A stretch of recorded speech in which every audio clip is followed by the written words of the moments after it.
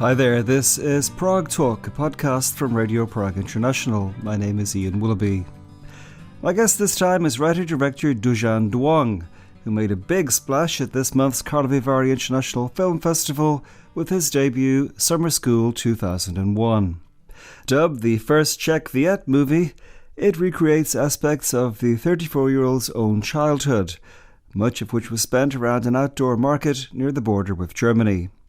When we met recently, the conversation took in the making of the film, Dužan Duong's own background, and Czechia's large and thriving Vietnamese community, as you will hear now in this edition of Prague Talk.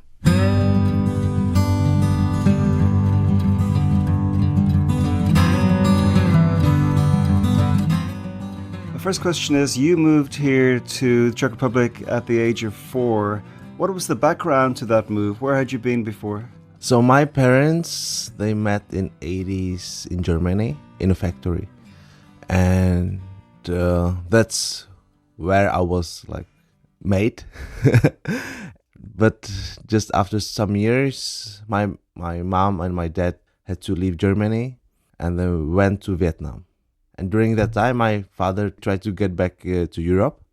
So he managed to get to Czech Republic and he worked here for 3 years. And when he had enough money, he brought me and my mother here. I saw a quote from you saying that your 2-year-old child speaks Vietnamese better than you. How come?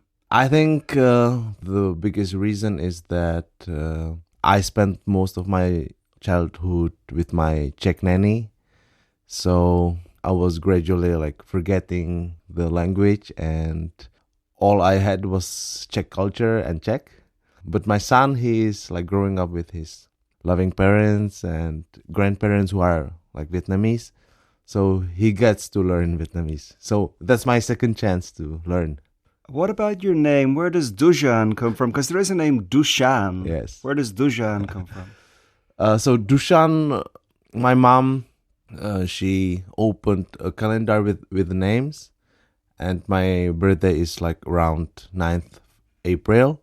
So she picked this name for me. But when I was a teenager and I was 15 and I was getting rebellious, so I decided that Dušan is no longer for me. I will be Dužan because it felt much more manly. That's the only one. I looked it up on Google. I couldn't find a second Dužan. Yeah. One of the characters in your film Summer School 2001 is sent back to Vietnam to be with relatives as a child. Is that common, and is it something that happened to you also? As we shot the film, we learned that this story happened to most of the crew or the cast. So we were really surprised that this niche topic for Vietnamese community is so relevant for most of the immigrant families here. And it also happened to me. But with a little twist that when I was 6, I was sent there. But I spent only 3 months because my Czech nanny, she somehow persuaded my parents that he should revert his decision, and I was back here in Czech Republic. Was it the case that the woman who plays the mother in your film, she sent her child to Vietnam during the making of the movie? Yes. And just recently, yesterday, she went to Vietnam to bring her son back to Czech Republic. Why do people do that, though? What's the reason? I think there are some reasons, and one of them is that during that time, 2001, Vietnamese merchants, they were scared of their future, and they didn't know if they would stay here for another 10 years, 20 years. So they just decided that at the age of 6, which is you go to the first school year, that you should go to Vietnam and start going to school. Part of the film is filmed in Vietnam. As an adult, how do you enjoy going there? It was a pain, but also a joy, because when we were shooting in Vietnam, we had some troubles with the local government, even though we had a permit. So it was quite painful, but also quite rewarding once we finished the shoot. And I always like the Vietnamese cuisine and the people around it. It's something new always for me. But do you feel to some degree at home, or are you always an outsider now?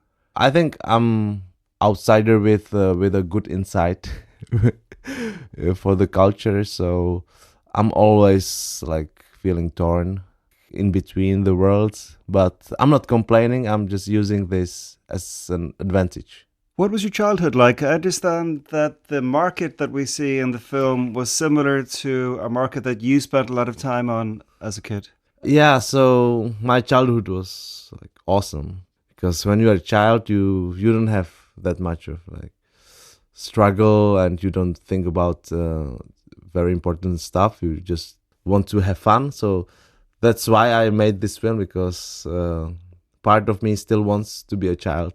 And we used to have this big marketplace, Dragon, which was this like centerpiece of the community. This was in Heb. In Czech, yeah, which is by the borders with Germany. Which is also why we have German characters in the film and this interaction with the German side. Yes. Like the Germans were the biggest customers for the Vietnamese communities living by the borders. Also, I was here in those days in 2001. The market feels extremely authentic. How did you find recreating that world? We had a lot of photos from that period, from my like family albums and other friends' family albums. So we had a lot of material, and we also have had the best team in our department that could do the magic with the limited budget. So, and that was one of the things that I wanted to have almost perfect, but I don't find it that perfect. But for viewers who will see the film for the first time, I think it will be like enough. Certainly enough for me. What did your parents think of the idea of you entering the film world when you decided to go in that direction? I think they didn't take it too seriously because, I was studying economics during that time. So they were thinking that I'm just messing around. But once it got more serious, I got their attention. Did you graduate in economics and not in film? Is that yes, the case? Yes. And you have done mainly commercial work over the last 10 years or something? Yeah, I've been doing commercial work for past 6 years because I was writing the film for quite a long time, and you have to get paid for something. So that's why I was doing some commercial work as a cinematographer. Do you enjoy the commercial stuff, or is it only a means to an end? So at first, I did see my career in commercial, but then I learned the hard truth that the clients, they are always right, and they have this right to change everything, even though you don't think it's the right decision. So my motivation to remain in commercial gradually went away. So I'm glad that I did this part of my work, but I'm glad that I can get to make movies now. Summer School 2001 made a big splash at the Karlovy Film Festival. You were in the special screening sections, which is prestigious place to be. How did you get selected for that prestigious section? That was our aim from the beginning, because we knew that if you go to special screenings, you get to show your film in the Grand Hall in Thermal. So that was our aim, because you will get the attention and the spotlight.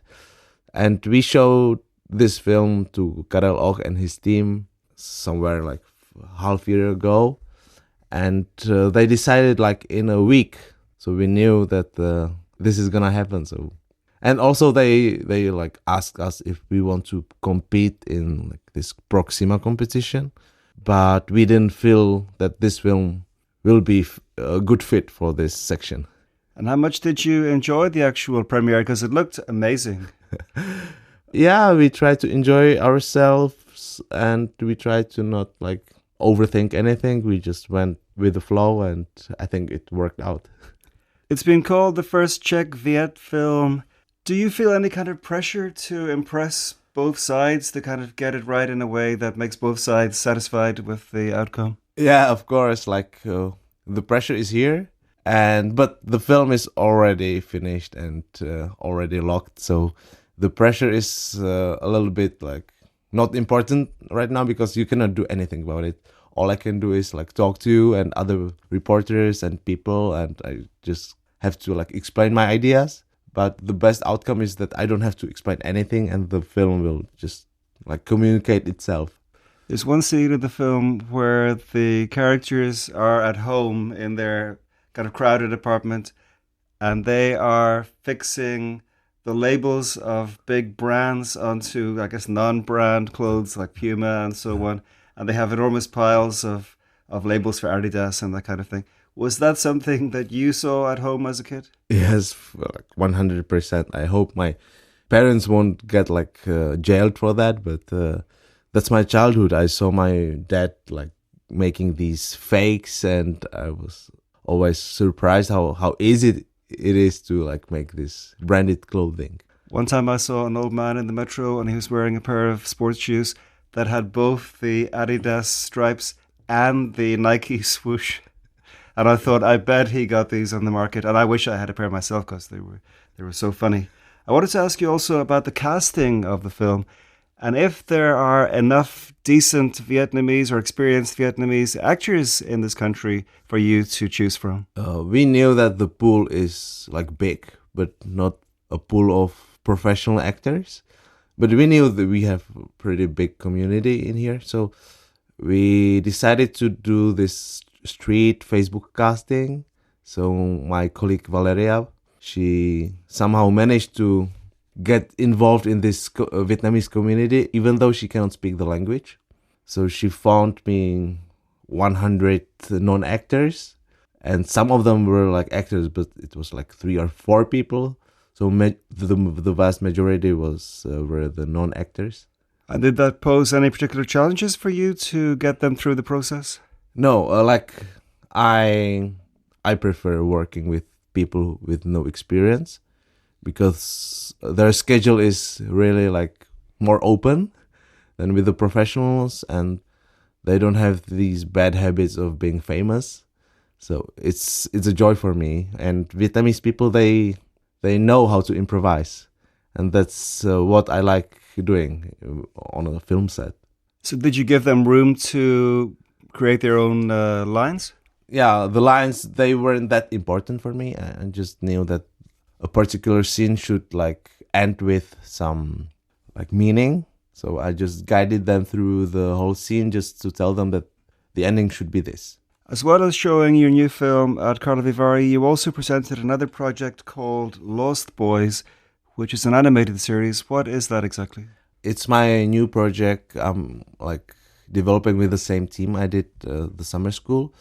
And it's a story about like technologies and how they are like consuming us. Like the online world is much more present than the offline. Like you could have a screen time for like 10, 11 hours if you are not careful. And I think that this is the big issue for the upcoming generation, Gen Alpha. And it's a story about a Vietnamese girl who is like 12 years old, and she has this struggle that she's more online than offline. And one time she comes across these like real fight videos of local boys fighting each other, and she gets this thrill of this offline world, and she tries to join the boys club, but she learns that she needs to become a boy so that she could join this Lost Boys Club. So she's living a double life, and it's about finding the balance in those extremes. And do you have experience with animation, or why animation? No, I don't have any experience, but I like to be challenged, and I like to like try new things. Also, I saw that the release date for this project is 2030. Yes. Are you not afraid that technology will have sped up even more by then and will be in a different place in 5 years technologically? I'm thinking that what this story is about, that this issue will like be more visible in the future. So I'm thinking that it will be like the right time to be released, actually. My impression of the Vietnamese community in this country is that they're very successful, hardworking. When I first came here in the 90s, they had stands then they had shops. They still have shops, but now all their kids go to top universities and study like you, economics. Do you ever sense that they are resented by the Czechs for being so successful, putting their head down, working hard, and getting rich? No, I'm thinking the Czech people, they actually love Vietnamese. It's the cuisine. The common language for these two nations is like these Vietnamese meals that can make everybody happy.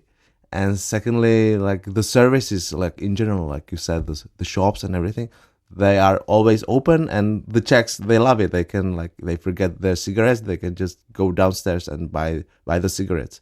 And I think even though that the Vietnamese people are quite rich, they are also quite generous, because you could see that during the pandemic. Also quite modest. They don't really, at least in front of the majority community, they don't show their wealth, it seems like to me. Yeah, Vietnamese people don't like to show the wealth. They like to tell their kids that they don't have any money.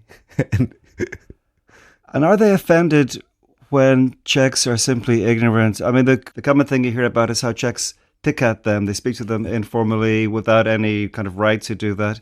But also the thing that I find the craziest is when Czech people call Vietnamese Chinese.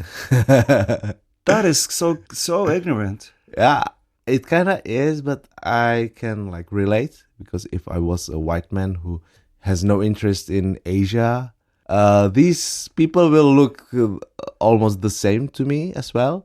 And I'm thinking... but nobody's thinking there's Chinese corner shops everywhere. No one thinks that. Everyone knows that they're Vietnamese.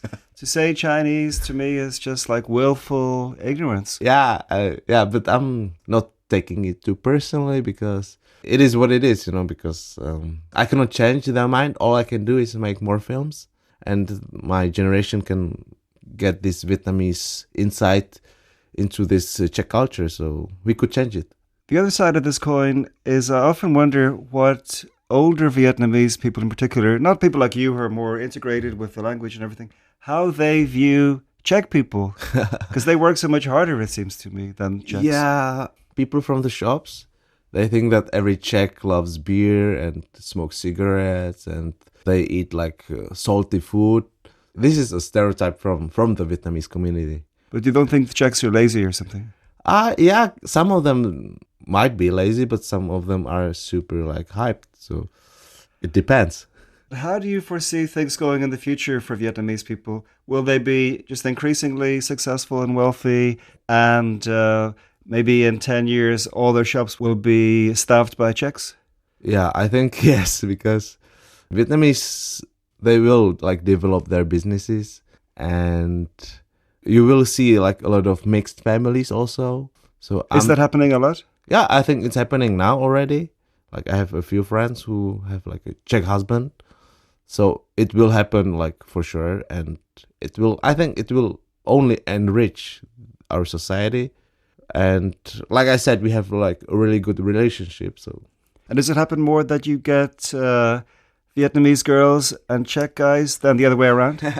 Yeah, I was discussing this yesterday, and I'm thinking in the early days, it was more common to have a Czech boyfriend and a Vietnamese girlfriend.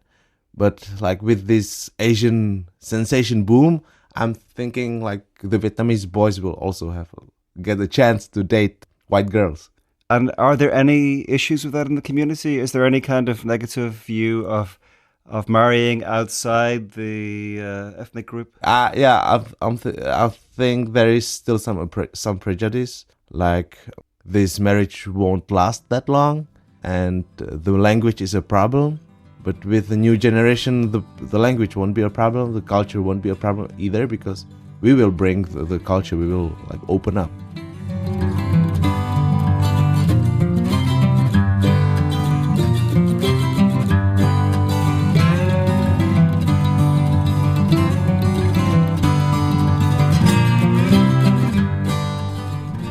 Many thanks indeed to Dužan Duong for speaking to me for this edition of Prague Talk, a podcast from Radio Prague International.